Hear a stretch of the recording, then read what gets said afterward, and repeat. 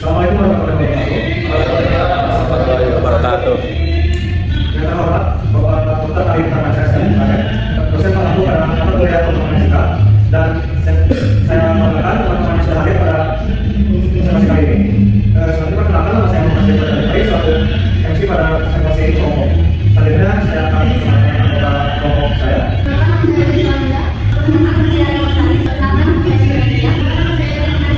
Selanjutnya kita masuk ke materi yang disampaikan oleh Aisyah.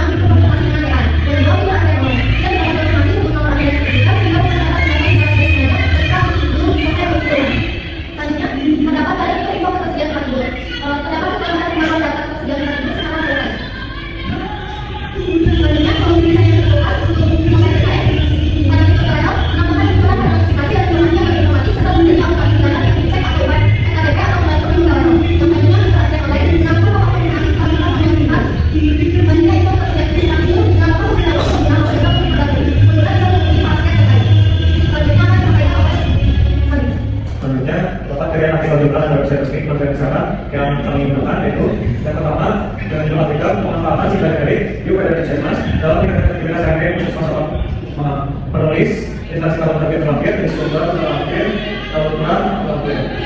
Dan yang kedua yaitu analisis implementasi Sesmas mengenai silaturahmi yang terintegrasi dengan aplikasi sebesar Sesmas kesenian kontemporer penulis di sumber dan tautan terakhir. Terus selanjutnya adalah kerja analisis tadi. Yang pertama Sesmas aspek analisis yaitu proses dari informasi yang datang. Pada materi ini ditemukan teman-teman semuanya itu puskesmas apa? Puskesmas Surya Kota Cirebon, puskesmas Progo sudah mencatat sekali dan puskesmas sebagai kisah. Sebagian sistem terintegrasikan dengan satu syarat dengan kompetensi berada di setiap puskesmas. Dengan kode sumbernya pada sumber 1, 2, dan 3. Lalu yang kedua adalah pengelolaan data dan integrasi besar.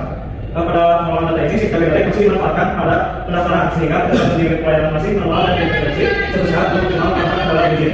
Lalu puskesmas kesenian dan Progo tahun pertama itu sektor pendaftaran pemeriksaan untuk pelayanan pelaporan dengan kepada pendaftaran sebesar. Data ini diambil dari sumber 1, 2, dan 3. Lalu yang ketiga sektor modul SIK khusus rumah sakit SPM farmasi dan lain-lain. Di sini ditemukan pada teman ini dari kisah pendaftaran pelayanan apotek laboratorium kalau tidak hasil dan laporan.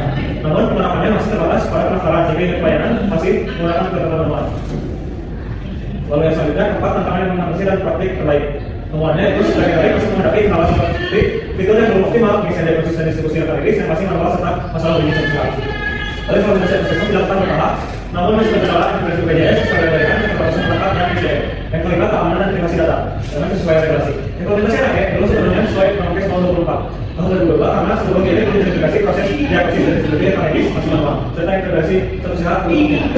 Lalu yang selanjutnya memperhatikan analisis tadi yang akan disampaikan oleh saya dan itu adalah di rumah sakit, aspek analisisnya yang pertama adalah bagian dan sistem informasi yang digunakan. Kemudian implementasi sita dalam implementasi eksplosi tahun 2018 sebagai sistem informasi rumah sakit yang untuk pelayanan dan dapat terintegrasi dengan sebesar. Yang kedua adalah lalu pengembangan data dari integrasi data sehat.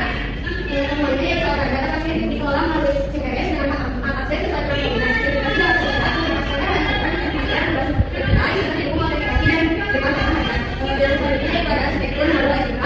Kemudian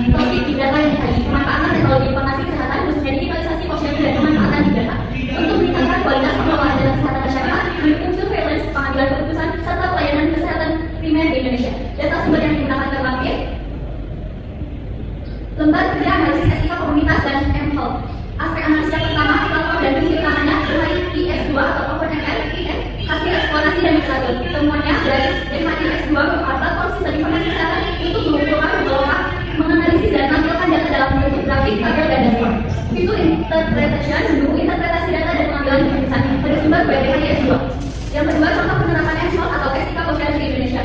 Temuannya, yang pertama, BPHIS 2 digunakan untuk memantau catatan program wisata seperti imunisasi sehingga memudahkan evaluasi dan pelaporan. Yang kedua, integrasi layanan primer di posyandu meliputi pendaftaran, penimbangan dan pengukuran, pencatatan dan pemeriksaan, pelayanan kesehatan dan penyuluhan, serta validasi dan sinkronisasi data. Yang ketiga, manfaat bagi surveillance atau kesehatan masyarakat berbasis komunitas. Temuan yang pertama, digitalisasi data meningkatkan kualitas pencatatan menjadi pemantauan kesehatan masyarakat, penyusunan laporan dan pengambilan keputusan. Yang kedua, integrasi layanan primer mendukung deteksi dini masalah kesehatan serta memperkuat upaya promotif dan preventif pada sumber S1 dan S2. Lalu yang keempat, tantangan implementasi dan praktik terbaik. Tantangan meliputi keterbatasan SDM, biaya perangkat, koneksi internet, dan adaptasi terhadap sistem digital. Yang kedua, praktik terbaik dilakukan melalui pelatihan, penyederhanaan aplikasi, dukungan online dan offline, serta integrasi data dan validasi mesin learning untuk analitik prediktif pada sumber S1 dan S5. Selanjutnya, tidak pekerjaan dari konsentrasi data kesehatan. Beberapa dimensi ini, yang pertama yaitu volume. Data COVID-19 mencakup lebih dari 2 juta kasus dari 4 provinsi. Data selain lebih dari 12.847 di mana data dan 4.312 penanganan dari 87 puskesmas selama 2020 sampai 2023 berasal dari mode sumber S3 dan S4. Kemudian, ke sini, data diperbarui secara cepat untuk memantau penyebaran COVID-19 serta berasal dari sistem informasi kesehatan publik seperti Ecomod, Simpus, dan Sida.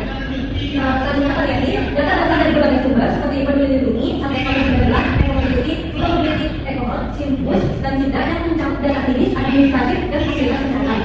Selanjutnya ada secara sini, kualitas data dijaga melalui probabilistik, informasi, simulasi value, prediksi model, projection, dan evaluasi performa. Dan yang terakhir, ada value, tigaan atau untuk bacaan COVID-19, penyusunan kebijakan, pendaftaran vaksin, pengelolaan data pasien, serta pengembangan model prediksi anemia yang ada di vaksin. Selanjutnya ada perbedaan bidang kesehatan terkait aspek analisisnya. Dari yang pertama, sumber data dan teknologi yang digunakan, misalnya PP dan medis sekarang. Dalam pengembangan analisisnya, bidang memanfaatkan data dari Peduli Lindungi, Satgas COVID-19, Google Predictive, atau Mobility, serta teknologi Bluetooth, location tracking, GPS, smart CCTV, dan media sosial untuk memantau COVID-19.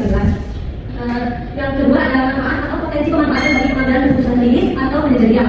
Temuan analisisnya didata mendukung keputusan klinis melalui identifikasi pola penyakit, pengetahuan pasien, dan pilihan terapi. Selanjutnya, secara manajerial didata membahas prevensi penularan COVID-19, menentukan prioritas intervensi, serta mendukung penyusunan kebijakan kesehatan. Dan yang terakhir, isu etika, privasi, dan keamanan data yang terdapat pada contoh dari jurnal yang kami ambil. Pemanfaatan data merupakan perlindungan privasi, keamanan, dan kerahasiaan data pengguna. Data pasien telah diidentifikasi memperoleh keseluruhan kualitatif dan diakses sesuai dengan tata kelola yang berlaku. Selanjutnya ada refleksi diskusi kelas. Yang pertama, perbedaan etika berbasis fasilitas dan etika berbasis komunitas.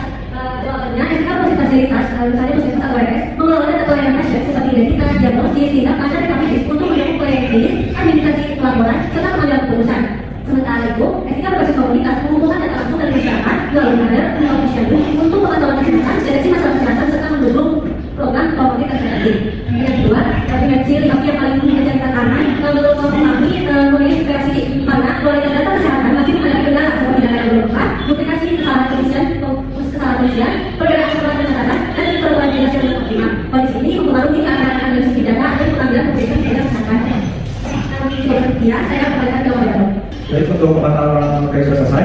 Selanjutnya ada sesi tanya jawab. Ada pertanyaan dari teman. Baik, boleh. Perkenalkan, saya Alda Bisa dari kelompok dulu izin bertanya. Apa alasan yang menjadi urgensi pada perubahan itu memberati KM yang kalian buat? Terima kasih masalah ini. Izin pertama jadi kami akan bisa dari kelompok izin bertanya. Prinsip kausalistik apa yang menjadi masalah? Prinsip kausalistik apa yang menjadi prioritas utama dari kelompok kalian yang diusulkan untuk perbaikan? Untuk pertanyaan pertama dari kalian yaitu apa alasan yang menjadi urgensi pada perubahan keseluruhan KM juga? Urgensi kami pada program ini adalah kemudahan pada user experience-nya. Jadi pada contohnya pada fitur terakhir ini sebelumnya dalam permasalahan dalam proses kesehatan dalam melakukan fitur konsultasi dan lain-lain. Ketika saat mengklik fitur terakhir dapat melakukan itu konsultasi dan lain-lain dan konsultasi dan lain-lain. Nah, pada konsultasi dan lain-lain itu tidak bisa digunakan dikarenakan alasan itu pada ini yaitu fiturnya tidak digunakan karena keterbatasan wilayah. Menurut kelompok kami yang telah berisi ulang pada fitur terakhir itu perlu diperbaiki dengan menambahkan informasi yang jelas, yaitu pengembangan pesan notifikasi informasi yang seperti itu serta menyediakan alternatif tindakan yang dapat digunakan oleh usaha. Seperti itu. Cukup. Jadi kita saya menjawab pertanyaan yang sama. Prinsip apa yang menjadi tujuan kami? Jadi kami untuk film animasi sendiri itu merupakan sesuai dengan prinsip bisa kontrol karena seharusnya pengguna mendapatkan kesempatan untuk menyimpan dan membatalkan proses jika keluhan yang ditulis itu belum selesai. Tetapi pada aplikasi belajar ini ketika orang simpan walaupun baru ada satu dulu itu langsung keluar mematikan. Selanjutnya seperti video itu termasuk ke seperti juga karena dokumen itu disebabkan data tersebut sertifikat saya pasti langsung melakukan pendaftaran ulang. Izin menambahkan terkait fitur informasi dan tidur prinsip yang digunakan adalah